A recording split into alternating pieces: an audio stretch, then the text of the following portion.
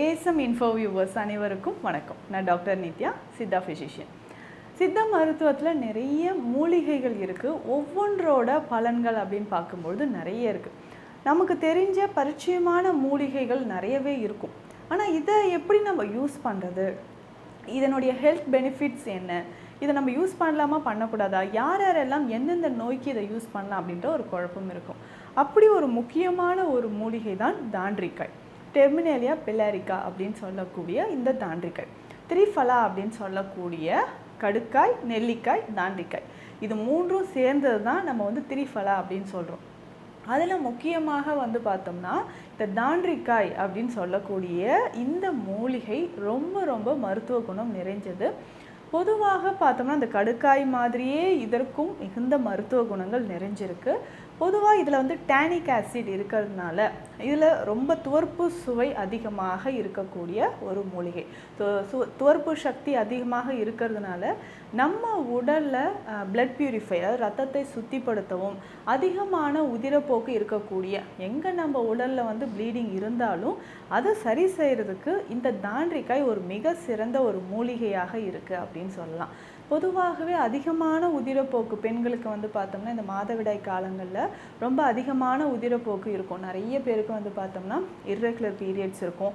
அப்படியே பீரியட்ஸ் வந்தாலும் எக்ஸஸாக ப்ளீடிங் இருக்கக்கூடிய நபர்கள், அதிகமான உதிரப்போக்கு இருந்துச்சுன்னா இந்த தாண்டிக்காயை நம்ம பயன்படுத்தலாம்.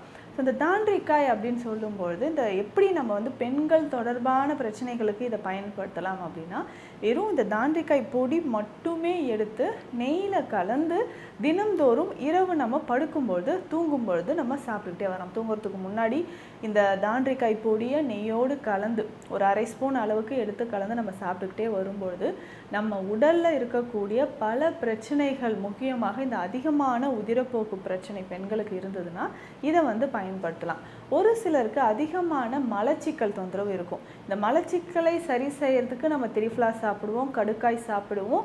அதே மாதிரி இந்த தாண்டிக்காயும் நம்ம பயன்படுத்தலாம். இந்த தாண்டிக்காய் எப்படின்னா வெந்நீரில் கலந்து இரவு நம்ம தூங்குவதற்கு முன்னாடி நம்ம பயன்படுத்தும் பொழுது கொஞ்சம் கொஞ்சமாக நம்ம உடலில் இருக்கக்கூடிய கழிவுகள் வெளியேற ஆரம்பிக்கும். இந்த கான்ஸ்டிபேஷன் அப்படின்னு சொல்லக்கூடிய மலச்சிக்கல் இதுவுமே நமக்கு குணமாவதற்கு தாண்டிக்காய் மிக சிறந்த ஒரு மூலிகையாக நமக்கு பயன்படுது. இதை பயன்படுத்தலாம்.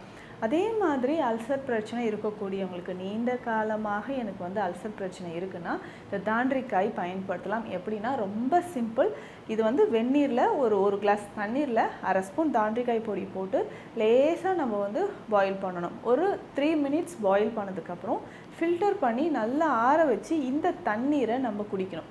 ஸோ இந்த தாண்டிக்காய் தண்ணீர் எந்த நேரத்தில் நம்ம குடிக்கணும்னா, உணவு எடுத்து ஒரு 1/2 மணி நேரம் கழித்து இந்த தாண்டிக்காய் தண்ணீர் நம்ம பயன்படுத்தும் பொழுது கொஞ்சம் கொஞ்சமாக வயிறு பகுதியில் இருக்கக்கூடிய புண்கள், அஜீரணம் சம்பந்தப்பட்ட பிரச்சனைகள், இது எல்லாமே சரி செய்கிறதுக்கு நமக்கு தாண்டிக்காய் பயன்படுது. இந்த தாண்டிக்காய் தண்ணீரை நம்ம பயன்படுத்தினாலும் நம்ம உடலில் இருக்கக்கூடிய கழிவுகள், வயிறு பகுதியில் இருக்கக்கூடிய புண்கள் நமக்கு குணமாக ஆரம்பிக்கும். ஸோ இதே மாதிரி தான் டயபெட்டிக், அதாவது சர்க்கரை நோயாளிகளாக இருக்கும்பொழுது சர்க்கரையோட அளவை நான் குறைப்பதற்கு இதை எப்படிங்க பயன்படுத்தலாம்? ரொம்ப சிம்பிள். பெரும்பாலும் சர்க்கரை நோயாளிகள் காலையில் நம்ம என்ன பண்ணுவோம்னா ஆவாரம் பூட்டியோ இல்லை நம்ம வெந்தய டீயோ பயன்படுத்துவோம். இதனோட இந்த தாண்டிக்காய் சேர்த்து பயன்படுத்தும் பொழுது அதிகமாக இருக்கக்கூடிய பிளட் சுகர் லெவல் நமக்கு குறைய ஆரம்பிக்கும். சரி, இது எப்படி பயன்படுத்தலாம் அப்படின்னா, நம்மளே ஒரு டீ பவுடர் மாதிரி ரெடி பண்ணிக்கலாம். இதற்கு ஆவாரம் பூ நமக்கு தேவைப்படுது. ஆவாரம் பூ, அதனோட வெந்தயம் நமக்கு தேவை. நாவல்கொட்டை இருந்தால் நாவல்கொட்டை பொடியும் இதனோட சேர்த்துக்கலாம். இதனோட தாண்டிக்காய், இந்த 4 மூலிகையும் நம்ம என்ன பண்ணோம்னா ஒன்று சேர்த்து டீ மாதிரி காலையில் நம்ம குடிச்சிட்டு வரணும். ஸோ இந்த 4 மூலிகையும் ஒன்று சேர்த்து காலை வேளையில் டீ, அதாவது ரொம்ப சிம்பிளாக காலையில் எந்திரிச்சோடனே எனக்கு சுகர் லெவல் ரொம்ப அதிகமாக இருக்குங்க அப்படின்னு சொல்கிறவங்களும் சரி, மலச்சிக்கல் தொந்தரவு இருக்குங்க, இல்லை நமக்கு தோல் சம்மந்தப்பட்ட பிரச்சனைகள் இருக்குது, அரிப்பு இருக்குது, இதை சரி செய்கிறதுக்கும் நான் இந்த டீயை குடிக்கலாமான்னா தாராளமாக குடிக்கலாம். ஏன்னா இந்த மூலிகைகள் எல்லாமே நமக்கு பிளட் பியூரிஃபையர் அப்படின்னு சொல்கிறோம். ஸோ அப்போ பிளட் சுகர் லெவலை குறைக்கிறதுக்கு நமக்கு தாண்டிக்காய் பயன்படுது. ஸோ இதை டெய்லி காலையில் நம்ம டீ மாதிரி 1/2 ஸ்பூன் போட்டு ஒரு கிளாஸ் தண்ணீரில் பாயில் பண்ணி ஃபில்டர் பண்ணிவிட்டு அப்படியே நம்ம குடிச்சிக்கிட்டே வரும்பொழுது நம்ம உடலில் இருக்கக்கூடிய பிளட் சுகர் லெவல் நமக்கு குறைய ஆரம்பிக்கும். ஸோ இதே மாதிரி நமக்கு தலையில் டேண்ட்ரஃப் இருக்குது, அதிகமான பொடுகு பிரச்சனை இருக்குன்னா தாண்டிக்காய் பொடியை நம்ம பயன்படுத்தலாம். ஸோ இந்த தாண்டிக்காய் பொடியை நம்ம என்ன பண்ணலாம், தேங்காய் பால் கொஞ்சம் எடுத்துகிட்டு அதில் இந்த தாண்டிக்காய் பொடி சேர்த்து நல்லா மிக்ஸ் பண்ணிவிட்டு தலையில் அப்ளை பண்ணிட்டு வரணும். இல்லை தேங்காய் பால் இல்லை கஷ்டமாக இருக்குது அப்படின்னு சொன்னீங்கன்னா சாதாரண தண்ணீர்லேயே கொஞ்சம் தண்ணீர் தேவையான அளவு தண்ணீர் விட்டு தாண்டிக்காய் பொடி நல்லா பேஸ்ட் மாதிரி கலந்து தலையில் அப்ளை பண்ணிட்டு வரணும். ஸோ இந்த மாதிரி அப்ளை பண்ணும்போது கொஞ்சம் கொஞ்சமாக நமக்கு அதிகமான தலைமுடி உதிர்தல், டேண்ட்ரஃப், பொடுகு பிரச்சனை இருக்குது அப்படின்னா அதை சரி செய்கிறதுக்கு நமக்கு தாண்டிக்காய் பொடி நமக்கு பயன்படுது. இதுவே நமக்கு வந்து முகத்தில் அதிகமான கரும்புள்ளிகள் இருக்குது, கரு வளையம் இருக்குது, இதை சரி செய்யணும், பிம்பிள்ஸ் வந்து மறையணும் அப்படின்னு சொன்னாலும் தாண்டிக்காய் பொடியை நம்ம பயன்படுத்தலாம். ஸோ இந்த தாண்டிக்காய் பொடியோட நம்ம ஆவாரம் பூ பொடியோ இல்லை ரோஜா பொடி, ரோஜா மொக்கு இருக்கு இல்லைங்களா, இல்லை ரோஜா இதழ்களோட பொடி நமக்கு கிடைக்கும்.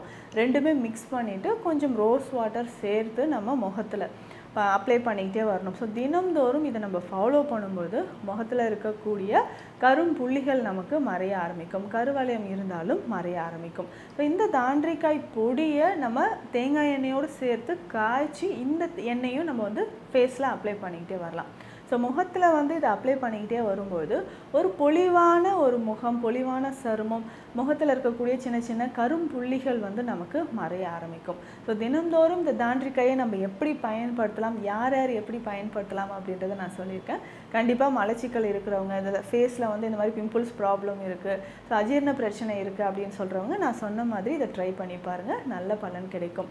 மீண்டும் அடுத்த பதிவில் சந்திக்கலாம். நன்றி.